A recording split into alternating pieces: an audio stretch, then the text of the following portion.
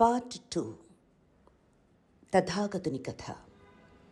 యువరాజు ముఖం వివర్ణమైంది. దగ్గరలోనే శోకధ్వని వినిపిస్తుంది. అక్కడకు దగ్గరలో ఓ తటాక సమీపంలో ఒక విప్రబాలుడు వెక్కి ఏడుస్తున్నాడు. నోటిలో గొడ్డలు కుక్కుని అతి ప్రయత్నంతో శబ్దాన్ని ఆపుకుంటున్నాడు.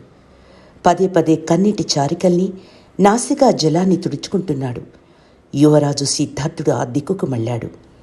పై గవాంచాతో చేతిలో ఉంచుకున్న దర్భలతో తల ఉంచుకుని నిలువెల్లా తడిసి గుండెలు అవిసేలా శోకిస్తున్నాడు. ఆ శోకాన్ని అణుచుకోవడానికి ప్రయత్నం కూడా చేస్తున్నాడు. యువరాజు హృదయం ద్రవించింది. చుట్టూ ఉన్న జనం కేసి చూశాడు. బాలుని కేసి నడిచాడు. బాబూ, ఎందుకు ఇలా విలపిస్తున్నావు? ఎవరేమైనా అన్నారా? పరనింద నింద్యమని అందరికీ తెలుసుని, మరి నీకెలా అపకృతి జరిగింది? నాకు చెప్పు. ఇక ముందు ఎన్నడూ అలా జరగకుండా చూస్తాను. నీకు కష్టం కలిగించిన దుష్టుని శిక్షింపచేస్తాను. అసాధ్యమైన విషయానికి అభయదానం చేస్తున్నారు మీరెవరు అంటూ తలెత్తి చూసిన ఆ బాలుడు బిత్తరపోయాడు. ఎదురుగా సువర్ణమణి భూషాలంకృతుడు, సమున్నత సుందరాకారుడు అయిన యువకుడు. బహుశా తన దేశాన్ని ఏలే భావి సామ్రాట్టు కాబోలు ఇతడు. సిద్ధార్థుడే కాదు. లిప్తపాటు మహారాజు సిద్ధోధని శాసనం ఆ పిల్లవాని కళ్ళ ముందు కదిలింది. ఆ మహారాజు శాసనాన్ని అనుసరించి ఏ మానవుడు ఏ వేళలా విచారాన్ని ప్రకటించకూడదు. జర మరణ సంబంధ విషయాల్ని ఎవరితోనూ ప్రస్తావించకూడదు.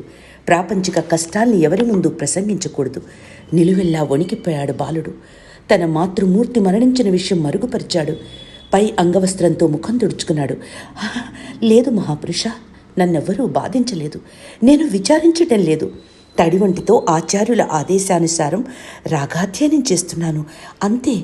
యువరాజుకు మతి విచలితమైంది. తను చూస్తున్నదేమిటి, వింటున్నదేమిటి? పక్కకు తిరిగి చూశాడు. సారథితో కలిసి అందరూ తన వద్దకే వస్తున్నారు. అందరి ముఖాలపై కృతక హాసాలు, జీవం లేని నవ్వులవి. అయినా ఆ నవ్వులు సిద్ధార్థుని కలవరపరుస్తున్నాయి. రివ్వున రథనం వద్దకు వచ్చాడు.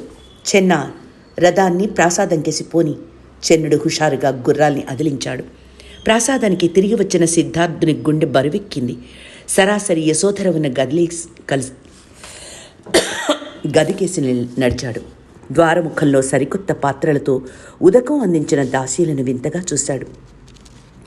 వ్యాహ్యాళికెళ్ళి వచ్చిన యువరాజు పాద ప్రక్షాళన చేయిందే పసివాని గదిలో అడుగు వేయడం ఆచారం కాదు. అది విన్న యువరాజు ఆలోచనలు అనంతంగా సాగినాయి. కాలి ధూళి వెంట ఎన్నో అనర్థాలు వస్తాయా? మానవుడు నిత్యం అనర్థాలతో సతమతమవుతూ వాటిని వదిలించుకోవడంలో ములకను అవుతాడా? అంతా అయోమయంగా ఉంది. పట్టు పాన్పుపై యశోధర, పక్కనే కుమారుడు రాహులుడు. అనాసక్తంగా పాన్పు దగ్గరికి వెళ్ళిన యువరాజు అనాలోచితంగానే రాహులుడిని చేతిలోకి తీసుకున్నాడు. కానీ అతని ఆలోచనలు ఎక్కడో. బాబు జారుతున్నాడు. ప్రియా, రాహులుని ఇలా ఇవ్వండి, మీ చేతుల్లోంచి జారుతున్నాడు. యాంత్రికంగా బాబుని భార్యకిచ్చి బయటకు వచ్చాడు. కణతలు పెట్లిపోతున్నాయి.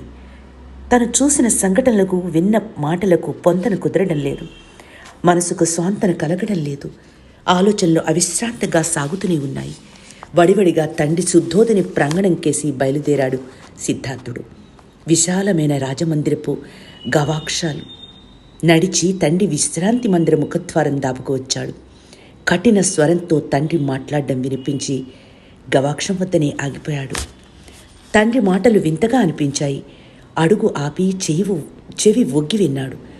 తన సారథి చెన్నుని గొంతు వినిపించింది మందంగా. ప్రభూ, ఎంతగా వలదని వారించినా కాదని యువరాజులు వివరాల కోసం వేధించారు. వీలైనంత వరకు మరుగుపరచడానికి ప్రయత్నించాను. నేను ఎంతగానో చెప్పాను, ప్రాపంచిక కష్టాలు యువరాజు కంట పడనీయరాదని. మహారాజులు మన్నించాలి. యువరాజుల దృష్టి నుంచి ఈ దృశ్యాల్ని తప్పించడానికి విశ్వప్రయత్నం చేశాను ప్రభు.